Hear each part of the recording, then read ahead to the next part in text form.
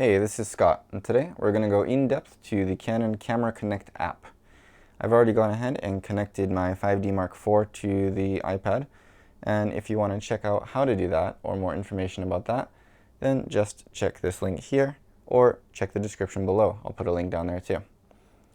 So, when you open up the Camera Connect app, you will see the home screen like this.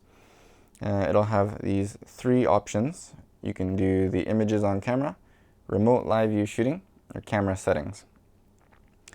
And up at the top, you have the settings little gear here, and it will bring up, you can check the device information and the reset or the version, third-party software, all that basic stuff.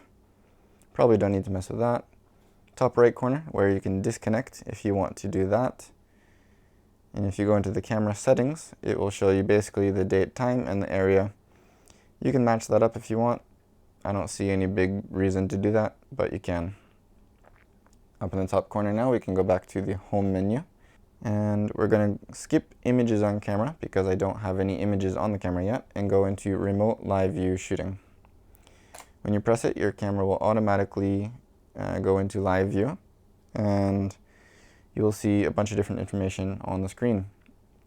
Starting from the top left, of course, again, we have the home button. Under that, you can see your settings for manual, aperture priority, shutter priority, stuff like that.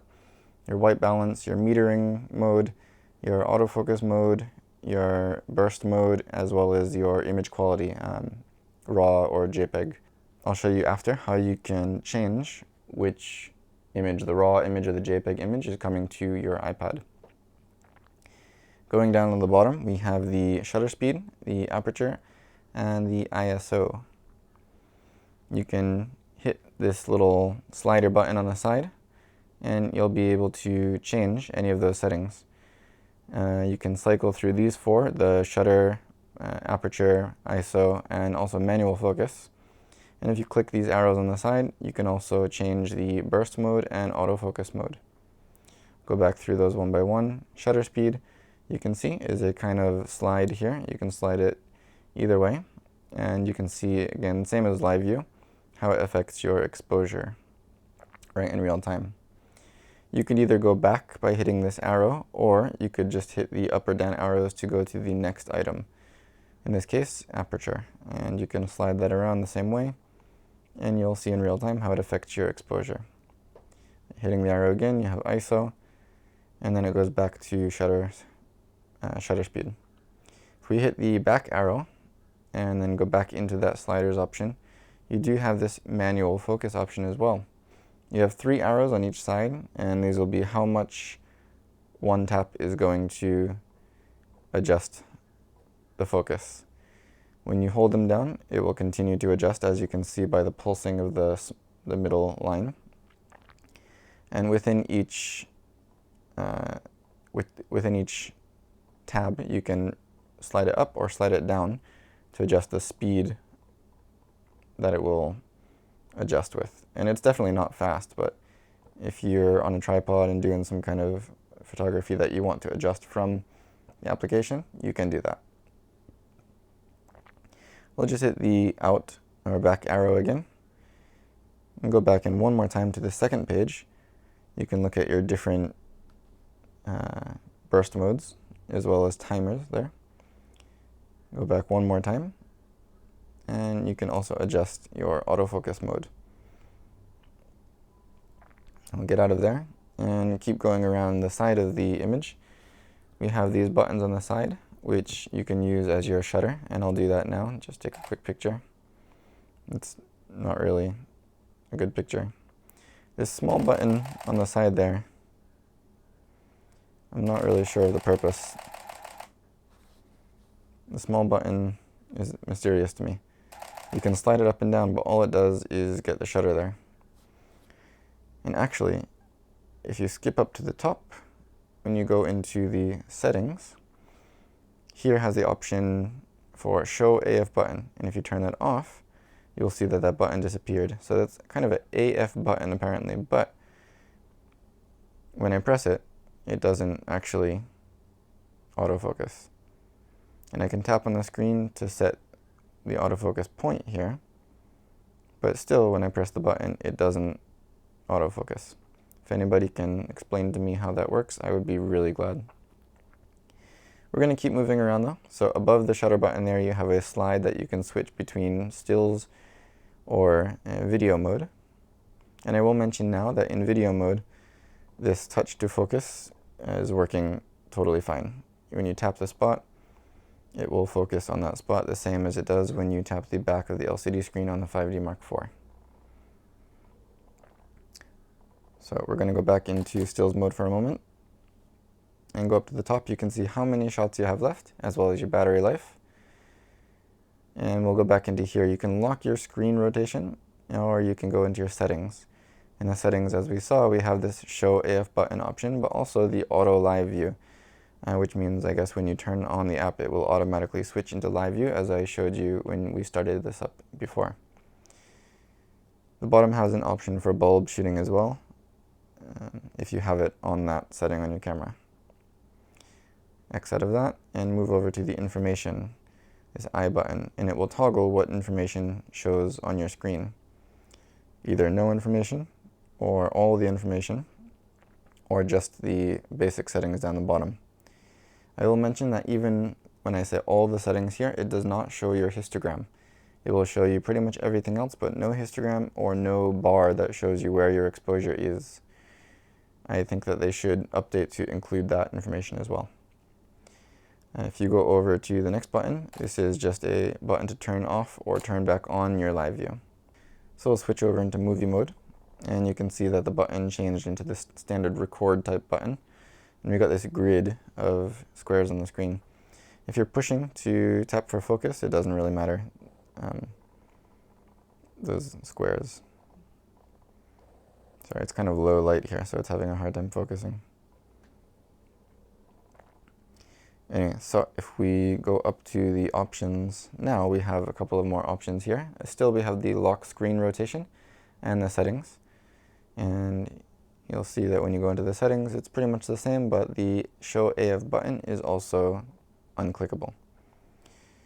Get out of that and go back into the settings. We also have these movie record quality options where you can scroll through all these different options, same as on your camera, as well as switch from MOV or MP4 file. Going back into the sound recording, you can see your audio levels, and you can also choose to control it manually or disable it. And you can also turn the wind filter and attenuator on or off right here. X out of that. And you can see the information is still the same as we scroll through it. Down the bottom, now that we've taken some pictures, you'll notice in the corner we have this, same as an iPhone or something, where if you tap it, it will show you all of the images that you've taken. And if you click on one, it will pop up here. This is out of focus, of course, so don't worry about that. But you can zoom into this as well, just by pinching to zoom. And you can either click the back arrow or the X to close that, or the other button as well, the sliders button. If we look down the bottom, you will notice that the manual focus control is gone. And when you go to the second page, also, you don't have the burst mode anymore, of course. Just going back to the home screen in the top left corner, we'll go over to the images on camera now. And you can see these are all the images that we've taken.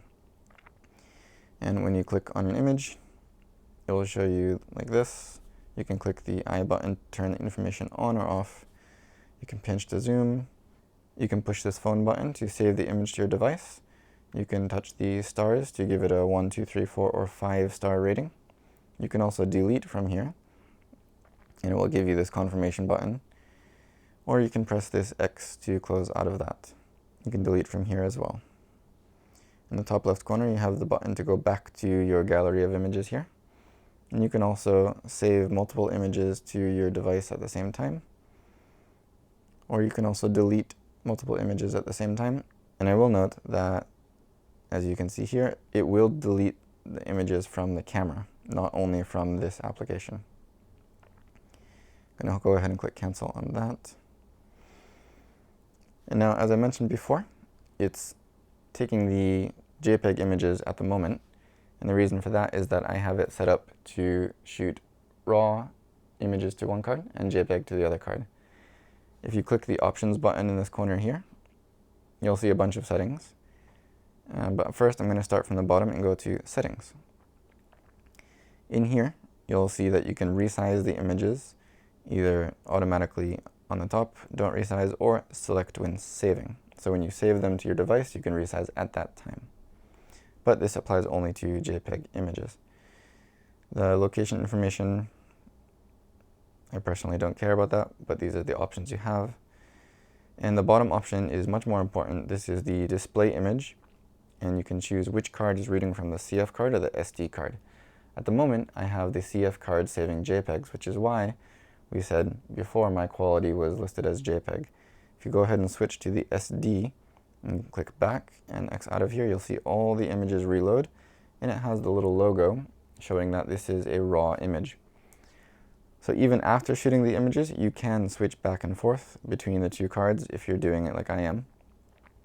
If you're shooting RAW to both cards or something like that, then it doesn't matter, of course.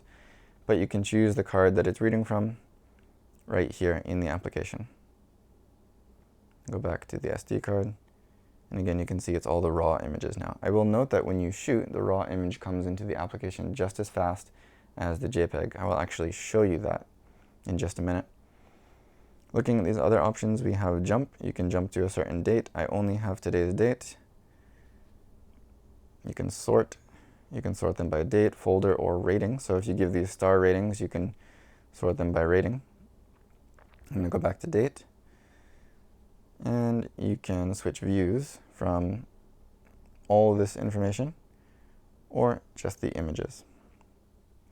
Now I'm going to take a couple more shots just to show you how fast the RAW images come into the application.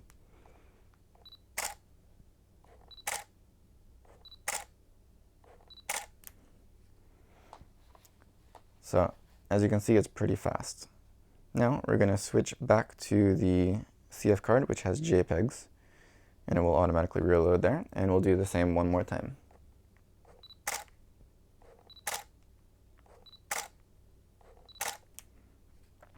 As you can see, the time it takes to import the images is nearly identical. And again, if you want to switch after, you can switch back to RAW right from here. There we go, we have all the RAW images. And again, you can click in there, you can zoom in, you can zoom out, you can slide back and forth between images. But one thing I do want to note is that when you shoot a new image, it does not automatically select the new image. So I'll show you what I mean. So now, as you can see, I'm on the last image that I shot, and I'm going to shoot one more here. And as you can see, it does not show up here. And actually, you still can't slide to the next image that I just shot. But if you go back to this menu, you'll see it shows up the new image here. And now I was on this image before. Now I can slide to the new image. So if you're looking at images and you shoot more, you will have to go back to this menu to see the new images that shown up and then check them from there. So again, we're on the last image now, and I'll shoot a few more here.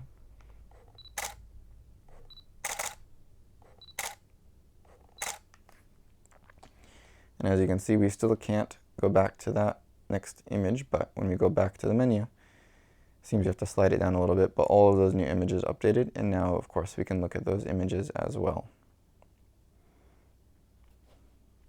So when you go back to the home screen, you can click this button right in the top corner to disconnect from your camera, and it will tell you that you're disconnected. And that's all there is to it. So all in all, there's a pretty high level of control in this application, and I really enjoy using it. It's very fast, it's very responsive, and there's a high amount of things that you can switch from the application itself. The autofocus in still shooting seems to be kind of buggy. I'm not sure if that's a bug or if I'm just not realizing the correct way to use it. So if you know how to use that little autofocus button, please let me know in the comments below. Otherwise, I do wish that they showed the histogram. I don't know why they don't. Again, they show everything else. I don't know why you can't show the histogram. And I do wish that when you shot new images while you're looking at images, you could either turn on or turn off the option to automatically select the new image as you shoot it. Or at the very least, be able to swipe to those new images without backing out to the full gallery first. Other than that, I have no big complaints about this application. So if you have any experience using it, let me know your thoughts. What are the pros, what are the cons, what are the things that they could change in the next generation or the next version of this application. So of course, if you have any other questions, leave them in the comments below. Don't forget to subscribe and like this video if you want to see more in the future. Check me out on Facebook and Instagram. The links are in the description below. And as always, thank you so much for watching.